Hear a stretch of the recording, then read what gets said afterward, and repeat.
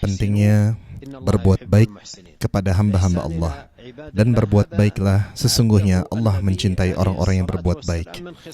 Berbuat baik kepada hamba-hamba Allah adalah salah satu sifat keimanan yang disebutkan oleh Nabi SAW, dan termasuk bagian dari cabang-cabang serta amal-amalnya. Karena dalam hadis disebutkan, dan cabang keimanan yang paling rendah adalah menyingkirkan gangguan dari jalan. Dalam hadis lain, beliau SAW bersabda, menyingkirkan gangguan adalah sedekah. Jika Anda menyingkirkan gangguan dari jalan, maka itu merupakan sedekah. Menyingkirkan gangguan dari jalan adalah salah satu bentuk kebaikan dan salah satu cara berbuat baik kepada hamba-hamba Allah. Hadis ini mendorong untuk berbuat baik, baik dengan menyingkirkan gangguan dari jalan atau dengan cara lain. Allah akan menolong hamba selama hamba tersebut menolong saudaranya. Barang siapa meringankan kesulitan seorang muslim, Allah akan meringankan kesulitannya pada hari kiamat. Ini adalah salah satu pintu yang luas yang dianjurkan oleh syariat, yaitu berbuat baik kepada hamba-hamba Allah dengan berbagai cara yang mampu dilakukan oleh seorang hamba.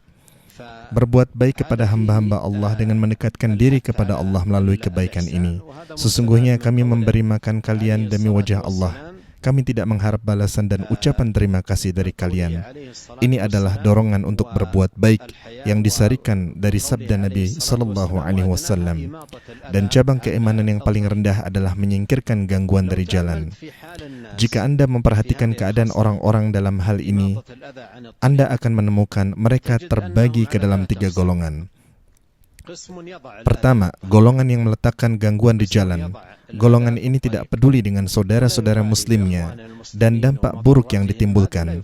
Mereka tidak memikirkannya. Golongan kedua, yaitu golongan yang membiarkan gangguan di jalan. Mereka melihatnya dan meninggalkannya.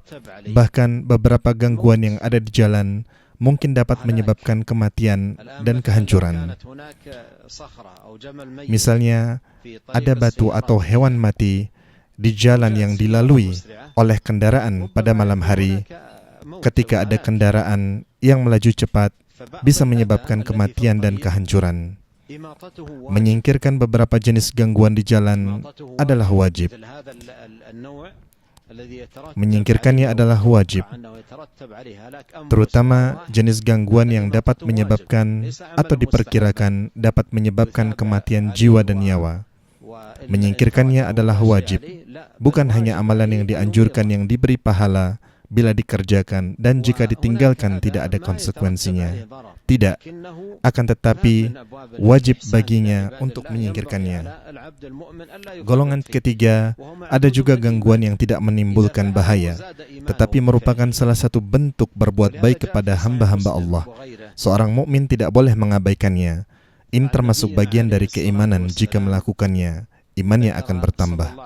Oleh karena itu, dalam Sahih Muslim dan lainnya, Nabi SAW menyebutkan bahwa seorang laki-laki melihat ranting pohon berduri di jalan kaum muslimin.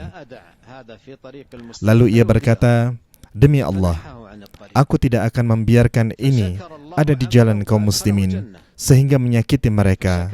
Maka ia menyingkirkannya dari jalan.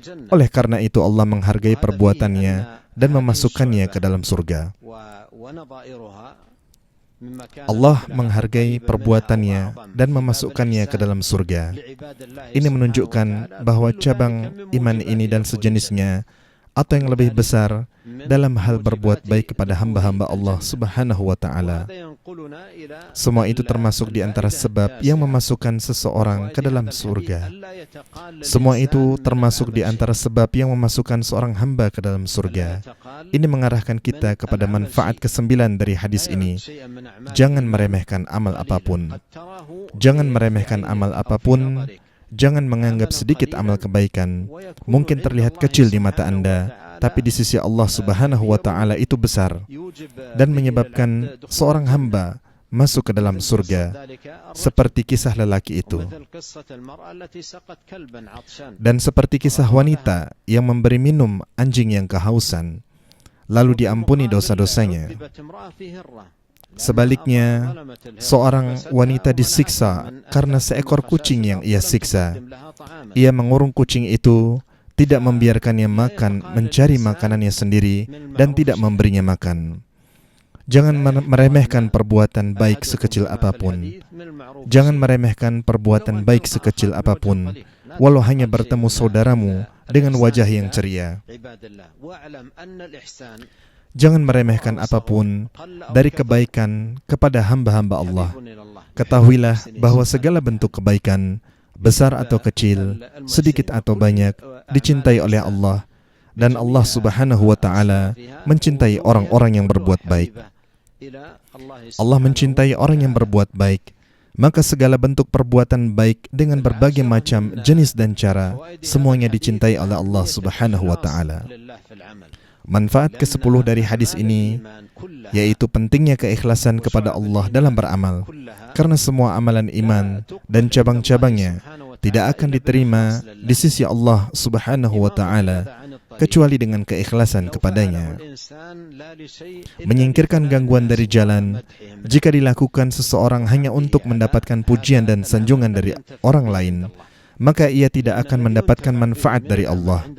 Karena amal yang bermanfaat di sisi Allah adalah amal yang dilakukan dengan niat mengharap wajah Allah dan pahalanya. Sebagaimana firman Allah Subhanahu wa Ta'ala, dan barang siapa menghendaki kehidupan akhirat dan berusaha ke arah itu dengan sungguh-sungguh, sedang dia adalah orang yang beriman, maka mereka itulah orang-orang yang usahanya dihargai. Usaha tersebut tidak akan dihargai oleh Allah, tidak diterima, dan tidak diberi pahala, kecuali dilakukan untuk akhirat dan mengharap pahala dari Allah Subhanahu wa Ta'ala.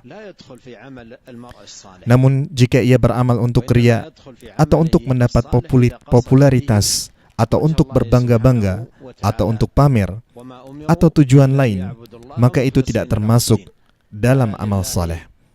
Amal saleh adalah amal yang dilakukan karena mengharap wajah Allah Subhanahu wa Ta'ala, sebagaimana firman Allah, padahal mereka hanya diperintah menyembah Allah dengan ikhlas mentaatinya semata-mata karena menjalankan agama.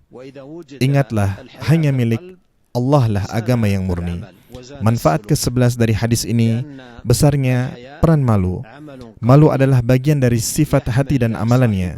Jika malu ada di hati, maka ia akan memperindah amalan dan perilaku. Karena malu adalah amalan hati yang mendorong pemiliknya untuk berbuat kebajikan dan menjauhkan diri dari keburukan. Oleh karena itu, malu sebagaimana sabda Nabi kita sallallahu alaihi wasallam tidak datang kecuali dengan kebaikan. Dan dalam hadis lain disebutkan, malu itu semuanya baik. Malu itu semuanya baik. Jika sifat ini ada di hati seorang hamba, maka itu akan mendorongnya untuk berbuat kebajikan, berakhlak baik, serta menjauhi keburukan dan akhlak yang buruk. Orang yang tidak memiliki rasa malu tidak peduli dengan akhlak buruk apapun yang dia lakukan. Nabi SAW bersabda, sesungguhnya di antara yang dipahami manusia dari ajaran kenabian yang pertama adalah, jika kamu tidak malu, maka berbuatlah sesukamu. Orang yang tidak punya rasa malu tidak peduli dengan apa yang dia lakukan, baik itu perbuatan hina, keburukan, atau hal-hal yang tercela. Ia tidak peduli dengan perbuatannya. Dia tidak malu, baik kepada Allah maupun kepada makhluknya. Malu yang paling besar dan paling wajib bagi hamba adalah malu kepada Allah. Sebagaimana sabda Nabi SAW, malulah kalian kepada Allah dengan sebenar-benar rasa malu. Malulah kalian kepada Allah dengan sebenar-benar rasa malu. Malu kepada Allah adalah yang paling utama di antara amalan hati. Karena jika hati memiliki rasa malu kepada Tuhan semesta alam, maka ia akan selamat dari dosa-dosa ketika sendirian. Karena dosa-dosa ketika sendirian mencerminkan kekurangan dalam hal ini. Mereka bersembunyi dari manusia, tetapi tidak bersembunyi dari Allah.